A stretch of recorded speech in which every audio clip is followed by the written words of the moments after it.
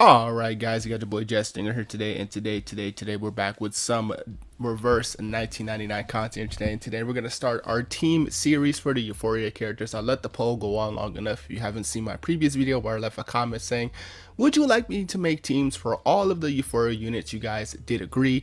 So without further ado, we're going to start with the first unit. We're going to do this similarly to how I did my original list from worst to best. So I'm going to be talking about the potential teams you can run. This is of course assuming all characters will have their euphorias. This is assuming that you invested into getting their euphorias or plan on investing in getting these characters. So without further ado, let's get right into it with the first team. Alright, coming up with the first team here today is going to be a team focusing around pairing up with Anjo Nala. Now pairing Bkorn with Anjo is actually not the worst thing in the world. A lot of people do give Beast Plant the rack for being one of the worst pairing types because you just generally lose the AoE or the single target follow when pairing with Star Mineral or Spirit and Intelligence for the single target and Star Mineral for the AoE respectfully. And of course there's a lot of better options that don't really necessarily change Anjo's playstyle, so to speak, and there's a lot of options that really do want to have that pairing because of their own offensive preference. So since Bkorn herself isn't really the offensive option, you're probably going to be using more Anjo as opposed to more Bkorn, but you still want to throw in some Bkorn skills in there because obviously Beast Plan gives you extra Moxie, which of course means you will be able to get into Ultimate faster, which is nice. And the big thing that you're really using Bkorn here is just for a really powerful Ultimate, which is an 100% modifier at P5. And of course, if you have it, if you have her Euphoria, which is again what we're basing this off of, then you do have the extra bonuses like pen rate and all that stuff on the attack, which is going to be very decent. And that's at least something that you can actively fall back on as a nice single target nuke as a sub DPS. That's really just it. I mean, you're letting really Anjo be the main, while Bkorn kind of acts as the sub, where sometimes it's usually the other way around where Anjo is the carry. And really this team is more so just specifically the core Anjo Nala based team, where you just run Anjo, support, sustain, and then you really just put the second unit as whatever you want as the bounded target, which is if you want Spirit and Intelligence, you can run Isolde, you can run Six, you can run Mercuria.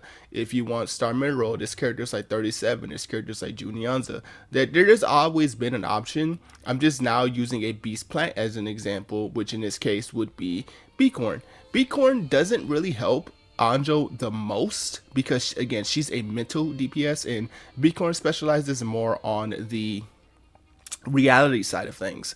So that's really just the only issue. You really just want her just really for her other bonus that comes from the debuff, which is extra damage taken up, which is fine. I mean, being able to give up to 25% damage taken up is still relatively decent, but of course the main thing you want is this debuff, which actually in Reveries is now more of a niche thing more than ever. There's been actually a couple stages where I've actually had to use tactics like this to stall out before I can actively get my damage off, which is really nice. I mean, Reveries is definitely making me think more of a smarter plan as opposed to just being oonga boonga like I've really been in the past like 4 or 5 months, which is why I really want to make a video talking about it, because I'm actually up to 210 right now. I've been recording all my stages, so I'm probably gonna drop like a whole video where I've done from like 110 to 200 and then go on from there.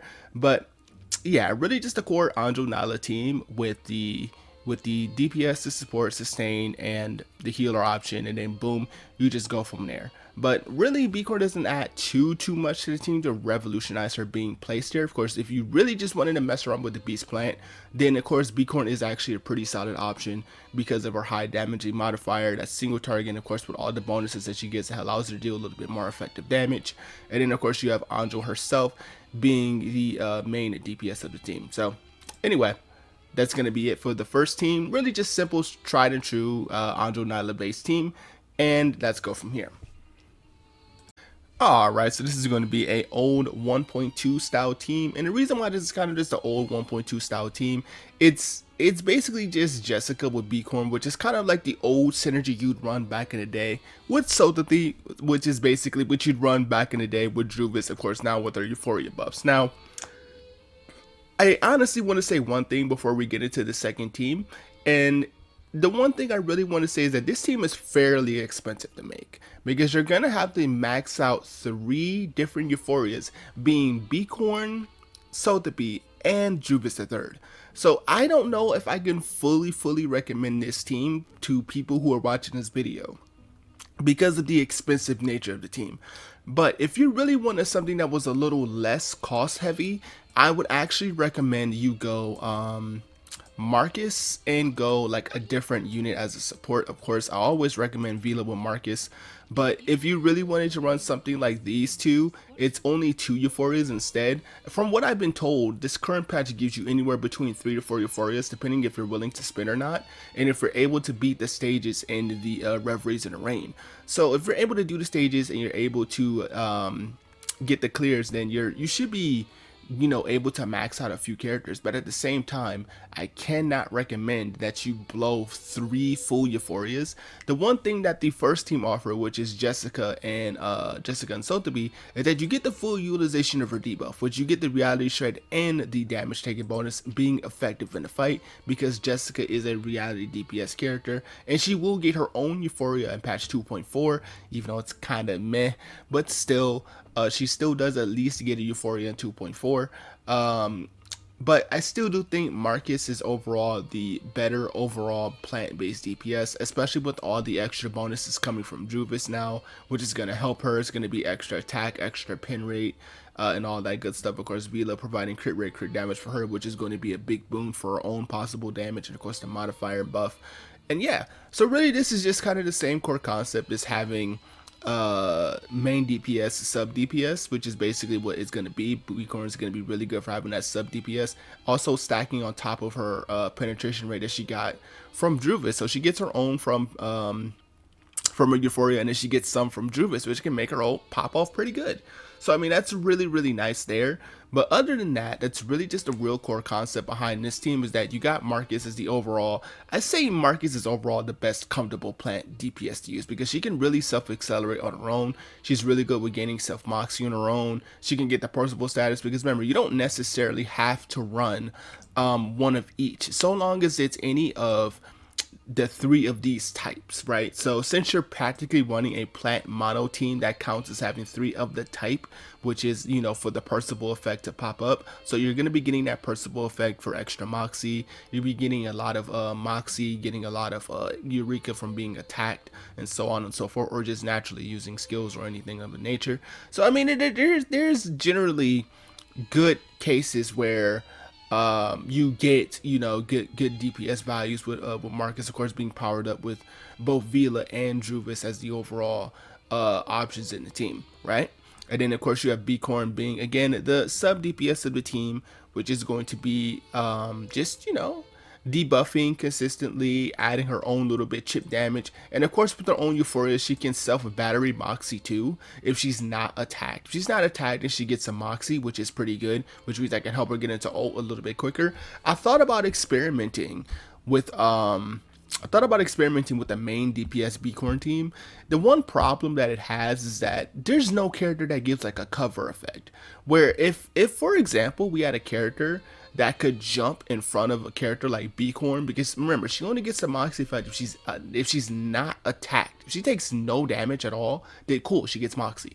But the fact that, you know, there's AoEs everywhere, there's bosses that just will simply just attack because, and I mean, it's random, right? There's really nothing that you can do to kind of help it. I mean, of course, there's other gimmicky options like evasion, but that is not something that you can spam like with Regulus, for example. That's not really something you can just spam, because that comes from her ultimate. So there's no real way for you to really consistently get Moxie flow going with Bkorn without, you know, just hoping for RNG. That's kind of like been my biggest gripe with the effect, is that you really just kind of have to hope that RNG is going to save you or allow you to get the Moxie. Of course, yes, you can still use skills from Bkorn to accelerate the Moxie yourself, but of course the quicker the better. That's why the first team was a little bit better, because obviously you're getting a lot more Moxie for Anjo because of the extra bonus from the binding effect with Anjo. But that's really just the core concept here, is that you just really want to have a good team with a solid sub DPS front, and that's really just it. Now this is kind of just a team that I came up with that works out just fine. And yeah, anyway, that's gonna be it for this team, and we'll be back with another team. Alright, so this is going to be the final team here today, and this is going to be Bkorn being the main DPS this time around. This is what I was alluding to earlier and what I expressed with my earlier concerns with it. I did play it on a different account that I had to see just how effective it would be. Now, when it works, it does work, honestly. It works because you have really good options to really help amplify her damage. In her 4th slot, the reason why it's left blank is because there's a lot of options that can go in your 4th. Your 4th is pretty much your most flexible slot. You have characters like Mercuria who can give her more crit rate, more crit damage. You have great options like Lapera, which can give her more crit rate and the ability to overflow her crit rate, which is really nice. You have other niche options like Jutien, who can give you an extra array field that can boost up her damage and further lower reality defense, which can really help with the type of shredding that this team does have. So like your 4th option is kind of whatever you really think you need the most out of the team. So that's really just why I just kind of left it blank. But the core concept here is just really weakening the enemy. We have the reality shred coming off of her. We have the defense and critical, we have the critical defense shred and the damage taken reduction coming from Argus. And then we would have the 4th unit ideally being whatever option we need. So let's say if we're running a debuffer option like Jutien, we have extra reality shred coming off him, and then you just kind of pop up with Bkorn having a really strong ultimate. Again, it's really not hard to build Moxie for her. You could just still simply use her own skills, her own actions, combine cards, whatever you need to get Moxie. But that's really just it. Of course, you would have to really rely off the fact to really make more ultimates happen a little bit more quicker off the effect that she does not get hit. If she doesn't get hit, then you get more Moxie, and it makes it quicker for you to get into ultimate. Like, you can potentially get a turn 2 ultimate so long as you're not hit, which is pretty good. I mean, that's pretty good. And of course, Argus is by far one of the best single target pairings that you could run ever with a unit because of her pinpointed debuff. Her pinpointed debuff is very, very, very potent because it gives you up to, I believe, 45% damage taken reduction and 45% critical defense down, which is very, very powerful when we're really looking to deal with as much explosive damage as we can with our Bkorn. So that's going to be really something that you can definitely rely on. Of course, we have Vila for being our main buffer of choice. Now, you don't necessarily have to run Vila. I always just throw her in here because she's always been one of the best buffer healers that we can use.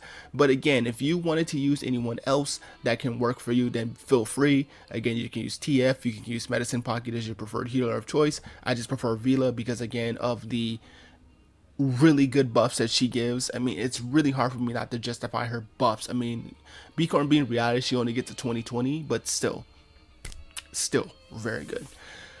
Anyway, as I said before, 4th option can be whatever you feel as if you need. Again, Merc gives you extra crit rate and crit damage. Since minus P2 will show up as 50%, but you get a 20-30 from Mercury if yours is P0. You could run, let me see, you could run Kakani always as a form of sustain, also giving attack up for Bkorn, which is really good. I wouldn't necessarily run Isolde with her because their reality shreds kind of collide with each other, but there is some synergy with Isolde Argus because you can both use them to debuff critical defense because Argus's pinpointed debuff is a unique one. So that means you can stack the critical shreds off of these. You could potentially get a 95% critical shred off of both Isolde and Argus, which is kind of nice. That's kind of strong. But anyway, if you really wanted to run something like that, that does work. Of course, Argus will always be a solid option too because of the 75% damage increase effect that she can give, 25 off her finale effect, and of course 50% rousing morale that she gets from the ultimate. So there is that. Again, I mentioned Jutien earlier because of his shape of bones and of course his array field, which gives you an extra effect as well, and then a prophecy foretold, which gives you 20% reality damage, and if you're reality, you get an extra 40%. Well, I mean, extra total 20% makes 40%. So yeah, that's really just what I'd recommend. It really just is what you personally feel what you need more. Do you want more reality shred? Do you want to stack more critical defense down? Do you just want more crit rate, crit damage? I mean, it really just is depending on what you want the most. That's why I just left it blank, because it's a fun option that you can run. Now, do I think this is a incredibly meta team? honestly really just depends on RNG. Okay, it really just depends on RNG, and it really just depends on the stage. Honestly, I would always say that AoE will always be Kingpin, but again, it's an option. It's an option for you to work, and I have used it before in a different account, and it did work out actually pretty fine. So, but yeah, that's gonna be it for this third team. That is gonna be all the teams I have for Bkorn here today, and I'll see you guys next time with the next character that's gonna be on the list, and I'll see you guys next time then. Peace.